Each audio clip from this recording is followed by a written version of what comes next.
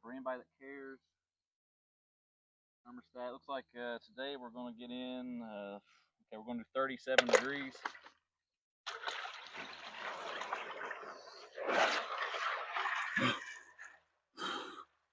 How's it going, guys? It's Dwayne Evans here.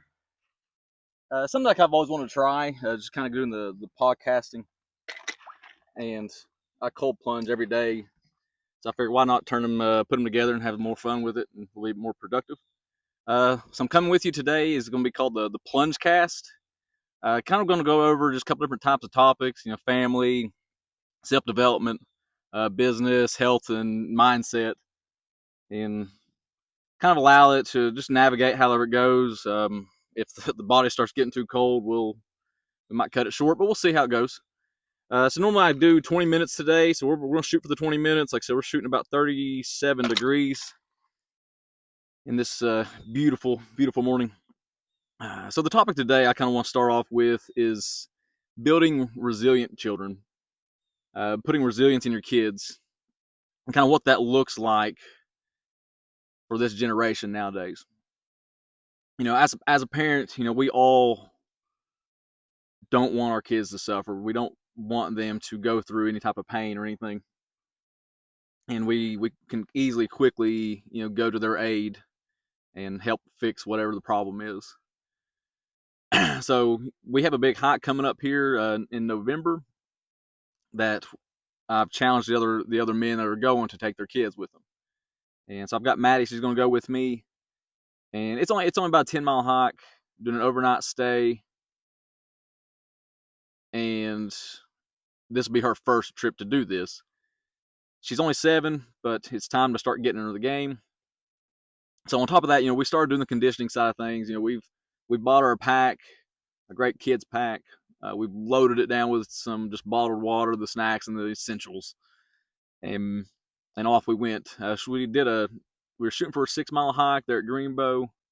We landed about a 5.5-mile hike. We actually saw some friends in the campground where Maddie ended up falling asleep, so we hitched a ride on a golf cart up to the vehicle.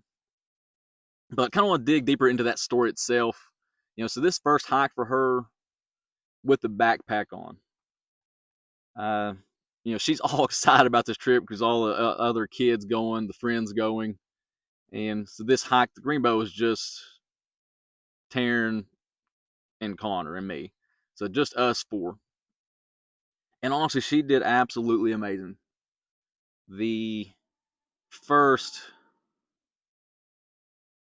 5 mile range had no problem. She fought through it, but that last half a mile, it broke her, and she was pretty well content with that. There, she wanted to be carried the rest of the way, and we just continue to challenge her. Let's finish this hike. You can do this. And like with the other kids, like you don't want to do that with them. It's like I won't be like that with them. It's like, so we can then again continue to challenge her to work through and navigate this. And she just continued. She wanted to be carried. That's all she wanted.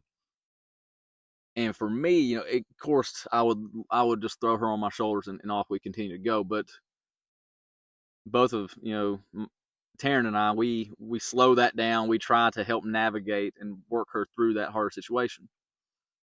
But more or less, I told her, like, Maddie, I will hold you and I will hug you and I'll console you for a minute, but I will not take one step forward. It's like this hike is meant for you. And for me, I giving her those hugs and just those consolings in that tough moment for her, letting her know, like, we're here for you. We are your biggest cheerleaders, but we're also trying to build that resilience in her. And again, so she did well. We continued to fight the rest of that hike, but she done it on her own. And that's all I could ask for her on that. So the goal is, guys, being in those moments with your kids, you're in the hard moments with them. Let them see that you're in the trenches with them as you're navigating these different pieces of life. Because life itself it's not going to be easy, as we all know this. Our kids are young, so we're conditioning them for those harder, those tougher situations in life, the heartaches, the failures in a job or a business. So if we continue to build that resilience into them, so they can push through, weather the storm, and ultimately, make their life even better. So at this point here, I'm trying to do a product review for each episode. So today I'm going to cover the pack that we actually bought for her. We ended up going with the Deuter. This pack here, we looked around for multiple kids packs, and the price, we just wasn't ready to pay for that. We found this one through a friend. It's on eBay. You're looking $40 for this pack. It's a great day pack. It can be a good overnight pack if they want to carry less amount of stuff. But check this pack out. I'll add the link to the description. So moving on to the next topic. Becoming the hero of your life. With this here, we've got to recognize that we're in control of our life, that no one's going to come save us, that what we make of our day in, day out is what's going to reflect kind of how our life's going to portray. For me, I have always been a hustler, restoring boats, different types of businesses. The venue you see behind us is one of our businesses that we've endeavored. But kind of going through that real quick, when we got married, Taryn was doing the process, of the wedding planning. She just thought this would be a really fun idea to try. And if anybody knows me, of course, I grab with that and go and start, doing the research, start learning that side of the business, and ultimately try to become a professional in that realm before we even got to the realm. But so our process, our steps through, we built our house first. I did everything but the structure and the HVAC. So literally from the electric to the plumbing to the sheetrock to the mud work, the finish work, all those pieces were done by my hand. And in saying that, that allowed us, to come in the house a lot cheaper, and ultimately allowed us to put a loan on the house that allowed us to build the venue. So with that, having the resilience to push through, because you're still working a 12-hour job, coming off that and putting in multiple hours on the build of the house. There was also, it's probably an 8-month stint that I truly just didn't see my family. And on that note, we'd done this at the time. We just had Maddie. We'd done this when she was younger, so there's a bug on the screen. So more or less, that allowed me to put the time in, put the work and the effort in, while Maddie just didn't know that I wasn't around as much. And that's honestly probably been the biggest factor for me now, is how the kids now see that Dad's not around as much. So that will be another topic later, talking about, just pushing hard in your 20s because of that factor there. But going back to, become that hero in your life. Also, don't be your own villain. So don't procrastinate. Don't just sit around playing on your phone, make excuses, have fear of not even trying to start. Sometimes you just got to jump in, guys. You just got to get wet and give it a try. So, train like a superhero. Put your body through the tests, through the health, the mental pieces of the game. All right, so moving on to my next topic, I kind of want to cover. I'm going to do like a business section, but the one I want to cover for this episode is the entertainment in the wedding industry.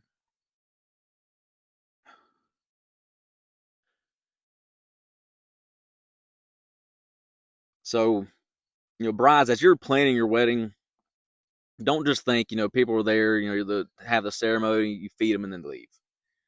Try to make it as many memories as possible for them, just to have a good time, but also look back and remember your wedding. Remember those few different activities or games or different pieces that you had for them to get into and enjoy. And also, when you're planning your wedding and you're doing the wedding venue search, try to find a venue that also has those pieces for you. Kind of make it easier, but to help navigate also. So a couple things that I really enjoy. To me, you gotta have a good DJ. Have a DJ that's gonna, give you a lot of fun activities to do, kind of help navigate. That they can create the energy for your guests, or they can easily, break the energy too.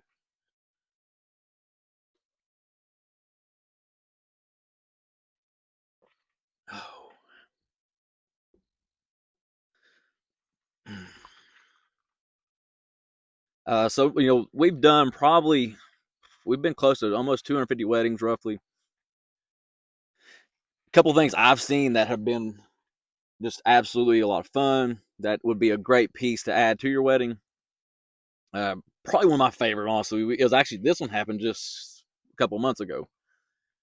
The bride had a merch table. So more or less, she had it set up, had the glasses, the hats, the shirts, the different glow ones. Just a lot of fun stuff on this table for her guests to pick up, enjoy, and ultimately, take home with them. But that vibe that she created, the party was already wanting to start and get going. Another piece I like, kind of going back to the DJ. So when I DJ a wedding, I always love to you. It's a game called the Scavenger Hunt Musical Chairs. So this game, more or less, gets the crowd involved, gets the body moving, and kind of gets that blood pumping right before the dance floor's opened up. So this game, I saw it, pretty much when we started the venue, and kind of took it, manipulated it around to my own kind of liking and stuff.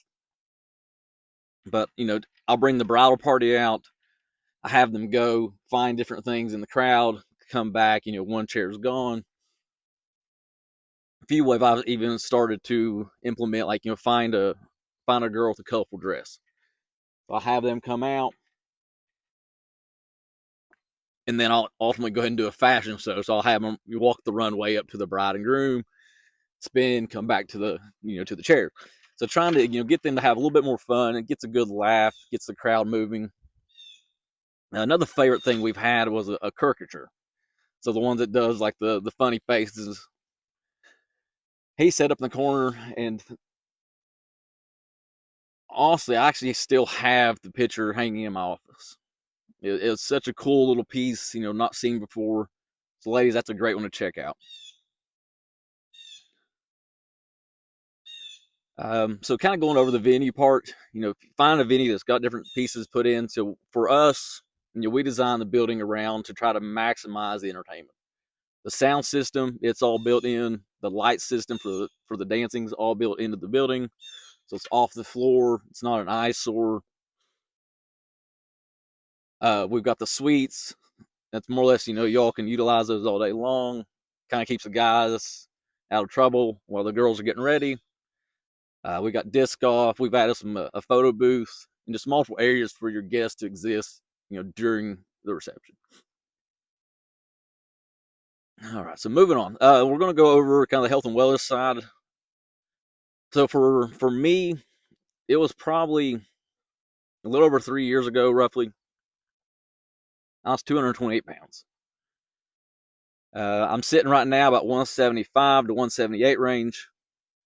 And that process of losing those 50 pounds, the route I went, wasn't a crash diet. It wasn't a shot or nothing. It was more or less a slow, steady process of slowly eliminating pieces of that puzzle to allow me to more or less create a habit change other than just a few months change. So kind of for me, I had a hard time with pop. I was drinking 8 pops a day to the point that's pretty much seemed like it's all I drank. So I cut that piece out, switched to diet. Granted, not much better for you, but again, it's a slow change. A couple months later, went after the sweets, went after the bread. A couple months later, ultimately kept pulling the pieces of the puzzle off that weren't healthy for you.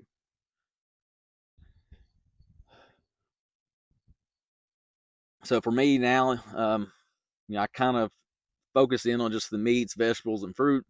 Majority of the time, I try to stay with the meat based. But the goal, guys, don't don't pick a diet that's just a fad or hype. That's something that you might lose some weight.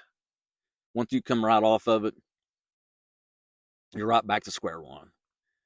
Focus on that lifestyle change, that habit change, so you can continue to keep the weight off, feel healthier, more energy, and ultimately just kind of removing those bad habits from your day-to-day life.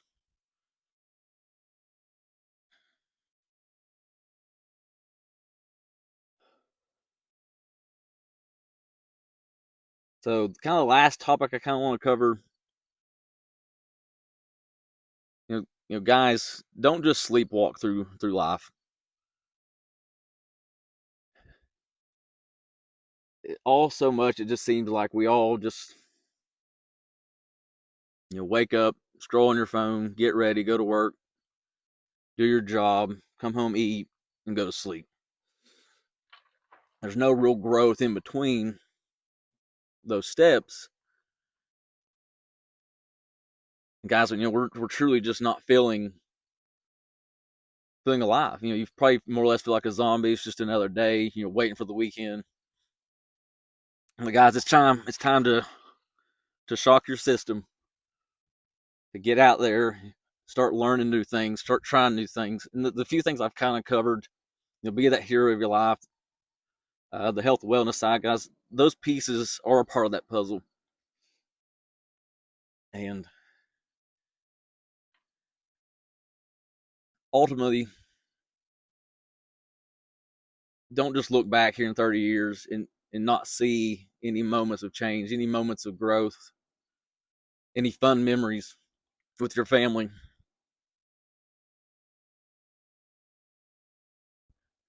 I challenge you, when was the last time you truly felt alive? You were excited to wake up, put your feet to the floor, and go after your day. So just evaluate that, reassess that, when that time was, and what were you doing? What made you excited to get up? Recreate that. For me, honestly, I have got to the point now. There's so many pieces I try to enjoy that I've created a morning routine that's just, some of it's just even being quiet before the world wakes up, and then enjoying the kids, the spouse. Guys, I got to the point I honestly have tattoos on me that to remind me to not sleepwalk through life. I've got one on my forearm. It says "One Life." I can see that remind me to keep going. Got one on my arm here. It's a broken clock, and it just reminds me that time's so fragile that we can't just take it for granted. And the last one I have at the moment is "Seize the Day." And for that, it's every minute I try to be productive with my family, or my self growth, or friends. I've got one more I'm hoping to get here soon, and once I get it, I'll discuss it, and I'm pretty excited for that one. But guys, I kind of want to thank you, for tuning in, checking this out. Something I've again wanted to do for a while, the podcasting side, and again I've been cold plunging for probably about a year now, so I figured why not put them together. And so thanks for tuning in to the Plunge Cast.